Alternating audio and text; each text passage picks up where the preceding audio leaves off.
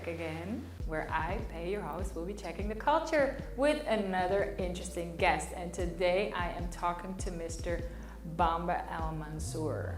Am I saying that correct? Yes, ma'am. Do you go by Bam? Sometimes. Because I read that. Yeah, sometimes, you know what I mean? We keep it short and sweet. Right. But the respectful name, the respectful way to announce and to address me would be my full. Full name. I just think Bamba is so powerful, like Bamba. I'm sitting here, Bamba. Okay. Yeah. But yeah, welcome. Thank you so much for having me. I appreciate it. Thank you for being a guest, and I'm very excited because we have talked before, and I told you I wanted you in here because when we talk about the culture, you know, initially we're doing this for Sneakerjagers. It's a sneaker culture, which is part of a bigger culture, which is hip hop. Then, if there's anybody that embodies the culture of hip hop, that would be you, in my opinion. Wow. There's more people, obviously, because they're all coming by, but you are definitely one of them with your journey, your story, and not only the influences that you've had, but the influence that you have. So I want to start with the beginning because a lot of people ask you, where are you from? What are you? So where did you start? Where's your starting point? My starting point is Amsterdam. I was born in Amsterdam. The family moved to Suriname, where I spent some of my most amazing years. Came back shortly, moved to the US, moved to New York, and then moved to Brooklyn. I mean, obviously Brooklyn, New York. Moved to the West Coast, was out there for a minute, and came back at some point to Amsterdam. And which is where you reside right now, Yeah. Okay. So within that journey, one of the biggest things that is part of your story is music. Right. Well, let's go back to all the way to the beginning, because when we talk about music, we talk about, in your case, also hip hop culture. So you were in Brooklyn. Is that where you first got in touch with hip hop? No, well before. Well before. Okay, tell me. Yeah. I must have been 11, you know, when I first encountered the culture by way of just hearing rap. Right. You know. And it's been on since from that first day. Song that captured you? Wow.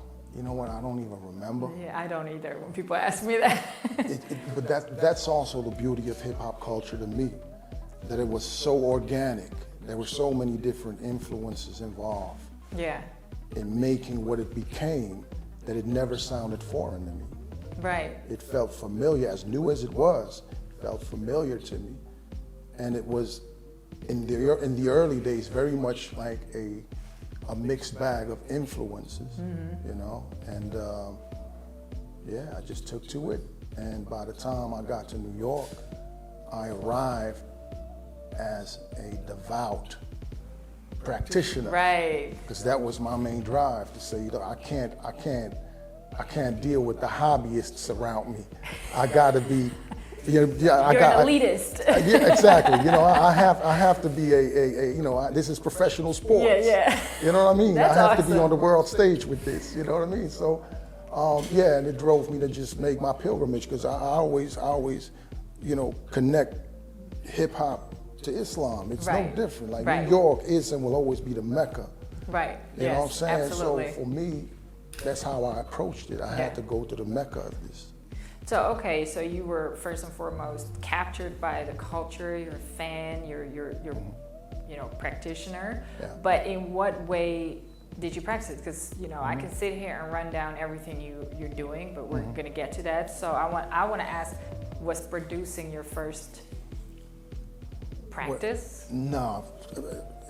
My very first... I'm so wrong. Everything is no. Like, correct me, please. Well, maybe everything about my life is wrong. You know, no. This is why we're having this interview, because I want to know. So right. I don't want to assume. I'm asking questions. So, for me, my first involvement in the culture was breakdance. Oh, breakdance. Oh, awesome. So you danced? I used to. I didn't even know that. See, I'm learning new stuff about you. Yeah, for sure. Awesome. You know, by default, like we were b-boys, you know, and with that came graffiti. right? So which in essence really made this a very sort of dynamic culture to get involved with. Oh, right? absolutely, Because yeah. it opens you up and it allows you to practice the arts and very much build a skill set if you had any. And so therefore it was dance and graffiti initially, Wow. you know, and then from that. What was your tag? Ooh, I had so many. I had so many. Like I really did. And at some point, you know, I kind of, and this is not just my story, but for a lot of people like myself, you know, graffiti, as much as we loved it, meant that we had to go against, you know, maybe how we were brought up. Yeah. It meant you had to get out the house Yeah. to be able to go ahead and bomb the trains, or you had to rack up and steal and it was against the rules, the ethics of the family, really.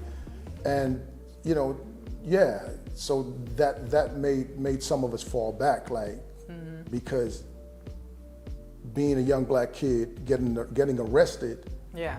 Yeah. you know what I'm saying? Yeah. It's not something that you're just gonna walk away from. No, you can't take that lightly. Yeah. Right, and so therefore, and I'm saying this to say that, you know, people like to say that color has nothing to do with it, but color had everything to do with how we engage with the culture and the things we did and didn't do.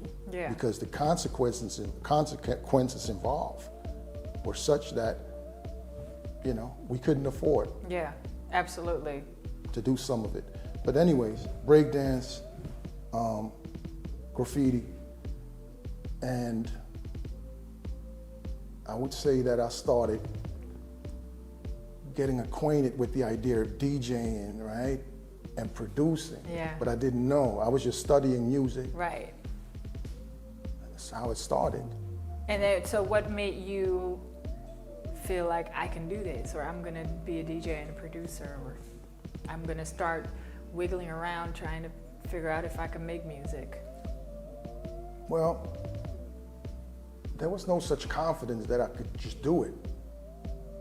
But it was, I had created a construct of my own sort of reality in which I would dream up these scenarios. And because back then, being able to produce meant you had, you know, enough money to go ahead and buy you these machines. Yeah. Buy you a sampler, a keyboard. They're not cheap, yeah. It wasn't cheap. And therefore, my first production tool was my mind, my brain, you know, and it's like that to this day. We put it together up here first, and then we put our hands on an MPC or on any equipment that we end up working with. Right. It comes through. But it started there. Yeah, it started there. I started thinking about ideas, and then started making pause tapes where you record a little bit of a record, a little piece of a record, and then you record it again and again and again, and you do that for a few minutes, and then you have this sort of loop. Yeah. And that was my earliest sample experience in a way. Do you remember which one you used? Or anything I could find in my father's record collection. Really. Oh, that's a good one. The Father's Record Collection. Yeah. I know that one too. Yeah. You know. I had one. I had a father with a record collection. An avid music lover. Yes. Yeah. Also to the point where he was producing at some point. Really? But yeah. What kind of music? Anything really, because he played anything as well. He was in a band, so he played everything. But yeah, that's how I grew up with music. So I definitely understand that could be a big influence in playing around with music, because you hear your dad or your mom play certain music. Okay, by what age or in what time of your life were you like, I can make money with this? Or not necessarily I can make money with this, but I can actually perform for people or work with people?